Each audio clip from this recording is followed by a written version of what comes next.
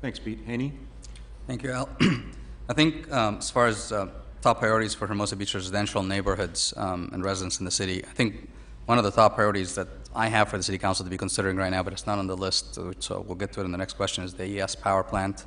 I think the City Council has heard about this before, so I'll get to that next. But as to limiting it to the list that you gave us, Al, the two things that I hear from talking to people in the neighborhood are, one is McPherson litigation.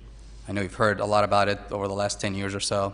I know it's kind of our hands, and frankly, the last update that I've seen from City Council, I think, came out in February or March.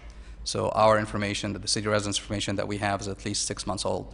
But when I'm walking around the city, that's what I'm hearing from people. They're concerned about the problems that we are and the potential impact that this have on our city budget and our ability for the city to maintain its budget and to do the work that we're expecting the city to do. Tying into that, because unfortunately it's directly tied to it, is the infrastructure development and maintenance that both Councilmember Tucker and individually you mentioned.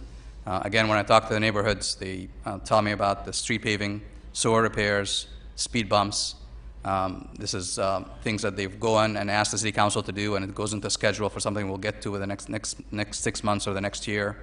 And it's an issue that I'm hearing about from everybody, but as we sit here with a trial in the McPherson litigation starting in January of next year, and the potential significant impact that that litigation will have in our city, everything that's on the agenda for the city to be doing may be significantly impaired and impacted depending on what happens just in the next few months with the McPherson litigation. So I think these are the two issues that have the most priority for the city residents, and I think they're tied together.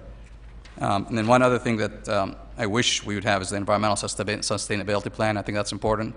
But I think looking through the plan that you provided us, Al, a lot of the issues that are listed under the environmental sustainability plan are listed to be identified and handled by the Green Task Force.